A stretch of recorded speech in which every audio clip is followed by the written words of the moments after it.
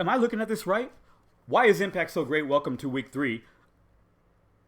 Yeah, of course I'm reading it right, guys. I'm looking over these notes and I'm giving reactions as if this is the first time I've ever seen these notes. It's not. I took these notes. My reaction was towards the end of the show, and we'll get that to a minute. Get to that in a minute. This is going to be a very quick episode because it's the last time I'm doing this on Thursday. I don't really have much time to do Why is Impact So Good during the week. But the good news is clocks roll forward for everybody in the country except for the great state of Arizona where I live.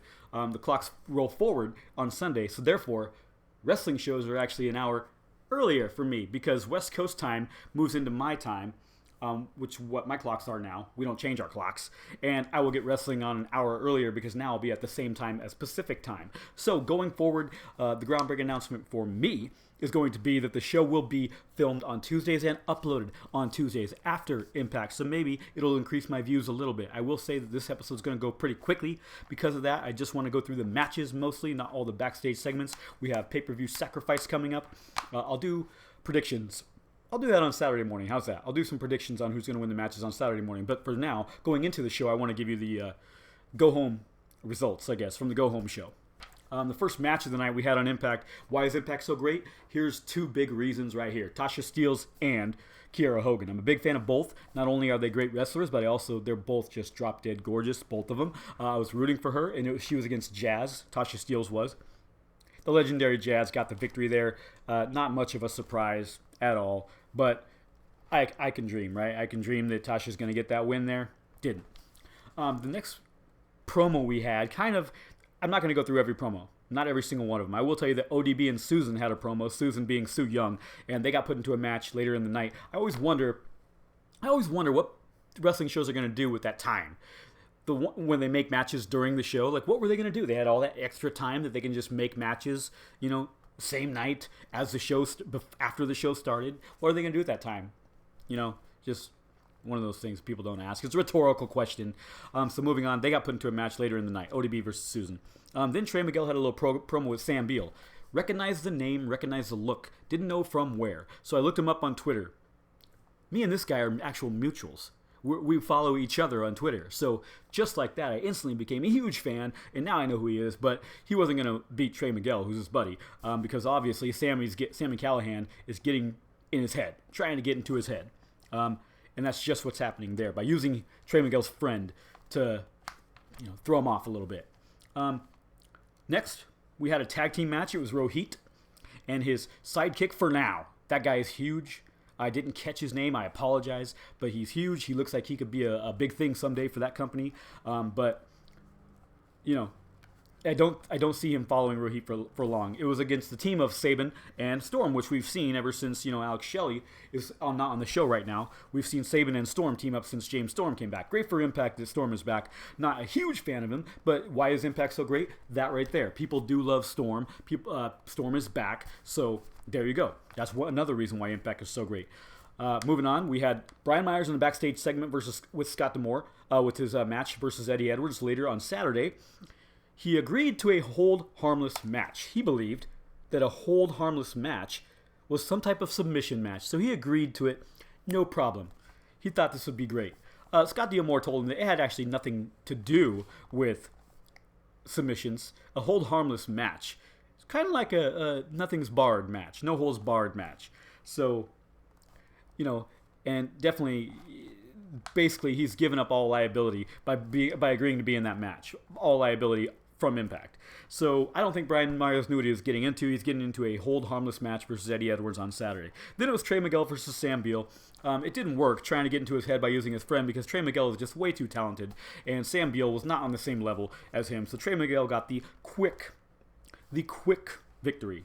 Then we had a little Jake something in a backstage segment with Sabin and Storm, and he wanted to be part of their little team. So interesting to see where they go with that. Is Jake something going to turn on Storm or Sabin? I see that as a possibility, even though it seems like they're billing Jake something as a babyface right now, but who knows? Then we had an AEW ad, very good ad. They went through the card, but we don't talk about that. We talk about that on our AEW Dynamite reviews, which get filmed on Fridays and get uploaded on Saturdays. So we'll talk about that tomorrow. Me and Beth will on that show. Then moving on after the ad, we had Finjuice and the Good Brothers segment. They talked about the match on Saturday. They are in a, as you know, tag team title match. New Japan signees, Finjuice, David Finlay, and Juice Robinson, to the uninitiated who watch New Japan. You already know that. But anyway, that match is going to be a banger. We'll talk about that in my predictions episode. So then we had the match of the night that I was looking forward to the most, Ace Austin versus Chris Bay, and man, it delivered. Why is Impact so great? I say this every week. I've said it 3 weeks in a row now. Their money, their bread and butter, their gold is their X Division.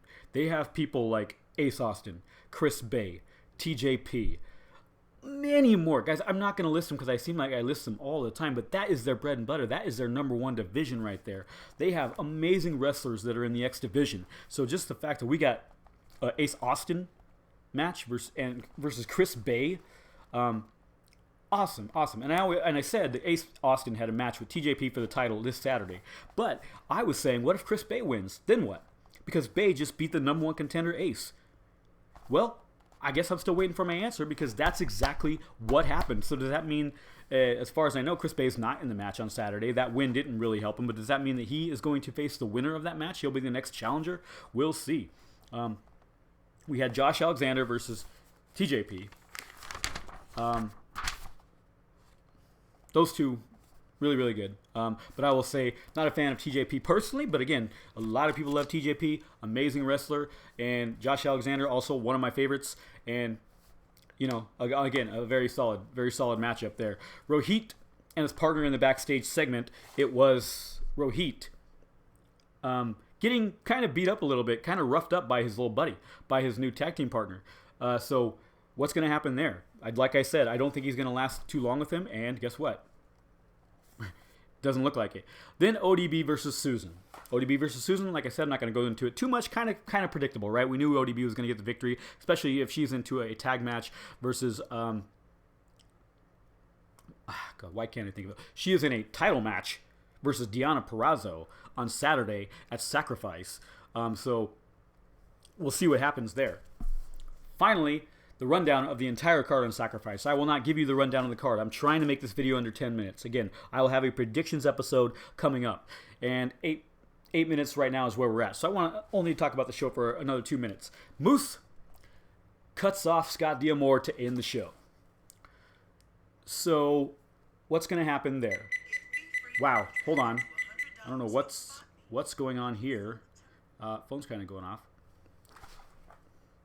Guys, this is a terrible episode of AEW. Why is Impact so great? I apologize for you guys. I'm just going to say this right now. I apologize for you. My short-term memory is bad, especially with all the shows I've been doing. So again, I may not remember everything crystal clear, and that is why I can't wait to do the shows on Tuesdays. So please tune in this coming Tuesday. I will do a review show after this.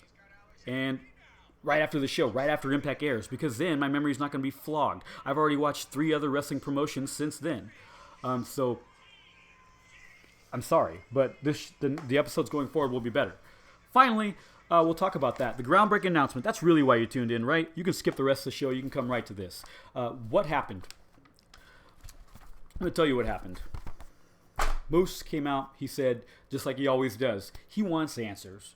He wants what he wants before the show can continue. Out comes Scott D'Amore to give him the groundbreaking announcement to his face, which is what Moose wants, who, by the way, I believe is the only real true champion of Impact. But we're going to find that out on Saturday when they fight for the belts. Not only is that match going to be title versus title, but the big bombshell was that for the first time ever, I believe, we're going to have 2 major promotions on cable network television. Their champions are going to face off in a title-for-title match. The AEW champion, Kenny Omega, will fight the winner of Saturday's Sacrifice match between Moose and Rich Swann. And guys, I'm telling you, I will do a prediction show on Saturday, but right now I can't call it. I want Moose to win that match so bad. I think Moose and Kenny Omega is the much better draw, the much better match by far. But I'm not sold that that's what they're going to do, because I do believe that Kenny's going to win that match. So who do I see him beating? Do I see him beating Rich Swann? Do I see him beating Moose? He's going to beat either one of them. But who do I see him beating? who do I really see in that match? I will let you know on Saturday. But that's it. That's the rundown of the show. I apologize. I missed a lot of segments this week. But again, like I said, it was supposed to be short. It was supposed to be sweet. I don't expect that many reviews this week. It will get better, I promise you. And it will get better starting Tuesday, which is Friday, Saturday, Sunday, Monday, Tuesday. 5 days from now, I will do an Impact review the day of Impact right after the show. I will immediately film this episode. So if you have not liked my reviews before this, you will like them going forward. Just stick with me. At least give me a shot next week. Let's go. Have a good night. If I can ever figure out how to turn this off when I want it to.